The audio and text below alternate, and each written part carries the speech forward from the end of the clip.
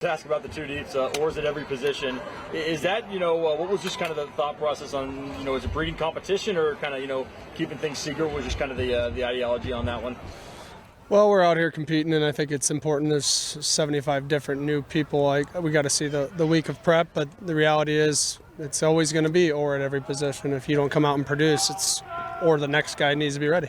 So certain spots, it's pretty clear on who has been running with the top group so far, but at the same time, it's week one. There's a lot of transition. There's a lot of transition on their end, and we'll see if that depth chart holds true, and a lot of ours will. Definitely know enough not to ask who the quarterback is going to be, but have you guys come to a decision? Yeah, we came to a decision last week. Do you see the oars changing, as we go into the season, or is that more of just like a week one type of thing? You guys are loving this oars thing. I may keep it going if I keep getting asked about it. It really, to me, we'll see how the roster develops. We'll see how these guys play this Saturday, and we'll go from there. You've been in the biz for a while. Is there something still about, walking out of the tunnel for the first time, first game of the season that still gets it going, or what do you think that'll be like on Saturday? Yeah, for me, it's just a new environment. As far as the preparation and the thoughts going into a game, I don't think that will ever change regardless of the spike of a game, because for me, I've been in games where we felt like we'd win and we lost. And so every game's important. You don't want to look back at the season and say, I wish I could have or we should have. And that's my charge to the team, that we make sure that we're prepared and do things the right way regardless of who we're playing. This is a good team. A lot of new faces on their end. But I do think there's a ton of returning players in there that have game experience, especially up front, and I think that they've added some key additions that have helped them as well. So we need to be ready and take this game just as serious as any. And for us, collectively, this is a new staff and a new roster, and it's an opportunity to showcase what we're about. So they're all important to me in that sense. So your first-year coaches 8 miles apart. Have you gotten a chance to meet Coach Ford either recently or at any point? Yeah, I did. Was able to meet him at an Avery Strong camp down in Seattle. Great guy. Obviously I know his brother a little bit, Tracy Ford, just since being here, and I think he's done a great job just in a short time. They do a good job in recruiting, and there's a lot of mutual relationships just with who's on their staff and where they've been prior. And not just with their staff, but some of our players have played against certain players on their team, whether they were transfers coming in or they were on the team prior. So there's always going to be in college football, the longer you're in this, there's going to be us knowing other coaches and having relationships across staffs. But on Saturday, we got to come out and play our best football and not get worried about relationships. Idaho's named Joshua Wood their starter, as you know. Just what have you made of his game, obviously, with the one bowl game of film with he had? Well, he's played quite a bit of football. Last year he was in a rotation in some form of a package, and I think he's a really mature kid. You could just tell how he carries himself. I think he's got a really good arm. He's an elite mover. He does really well moving out of the pocket, and they use him in the run game, or at least he was used in the run game at Fresno State. And so he's a dynamic playmaker, and we need to make sure that we handle our end of the, on defense, and make sure that we do our best to change things up and make it harder on them. How difficult is it preparing for a new look coaching staff, new starting quarterback, a lot of players who haven't played before? I know Coach Linehan was in the coaching tree, so you may be able to, a little bit of the offensive scheme, but how do you go about game planning for a brand new team like that? Yeah, you kind of look at all aspects of where coaches have been and what they've had success with. Also just the players, right? With the new players, you want to see where their skill set is at, because a great coach just doesn't put a player in play and say, do it. They try to find what they're good at and maximize it. And so watching Fresno State film with Joshua Wood, or, just the offensive staff last year with the offensive coordinator was there with Schleichner and Coach X. So there's going to be some carryover, because it's not all changing, because there's a lot of players that have played in that system.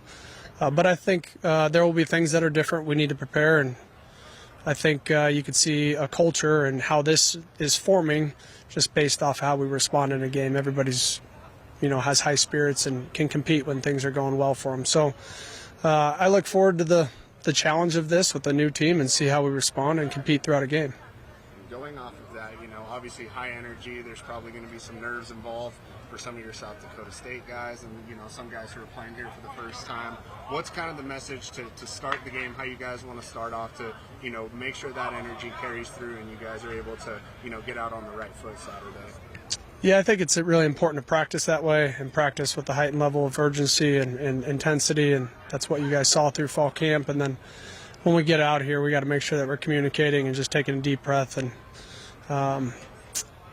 you got to play every play like it's its own. So I got to be able to reset myself, whether it was good or bad, and move on and live in the moment, because the next play will beat you or potentially win you the game if you're in the right headspace. So I'm excited for that, because I think there's been a lot of growth in that area from a lot of our team, and obviously a bunch of new bodies coming together collectively in front of the lights here. So looking forward to a great crowd, a crowd that will be into it, and hopefully we can fill this thing up. Coach, what do you want to learn from your team after this first game, and what is there left to learn maybe? Yeah, I think how we'll respond in the moment when there's a scoreboard and a running clock. We try to put them in that scenario as much as possible, but at the end of the day, you leave a practice field and there's another practice. You only get 12 of these opportunities, so we need to make sure that we come out and play with great effort and physicality and not lose sight of the consistency in which we need to play throughout the game, and not lay off or get content and watch guys compete and see how things shake from there. How important is it for you or the program to keep a rivalry like this going? Yeah, I think all rivalries are important. It's just the spirit of college football, They have them in every sport regardless, but one that's close, like I would think that's awesome for Idaho. They have an away game and really like a home setting. So I think that we should never take this one away, just like I don't think we should ever take the UW one away. I think there's a different level of spirit, and you need to play teams that are in close proximity to create the best experience and environment for the players. And hopefully this one is that. Coach, just being so close to game day, how many of the players that you expect to start or hold big roles on Saturday do you feel are ready today, or is that something that you're going to see like that max potential in the first snap? Yeah, I think we're ready physically right now. I don't live by this saying that hay's in the barn just because it's, you finish a Wednesday's practice and it gets slower from here a little bit just for as far as recovery. I think the mental prep and the preparation is what separates great teams, and being able to execute because you've been able to mentally process the information and live out scenarios in your mind. So we won't be, fully ready until we step foot out here on Saturday. So that's where my focus is at, is just trying to make sure that we don't get complacent in the preparation, because that's what wins games. Last one.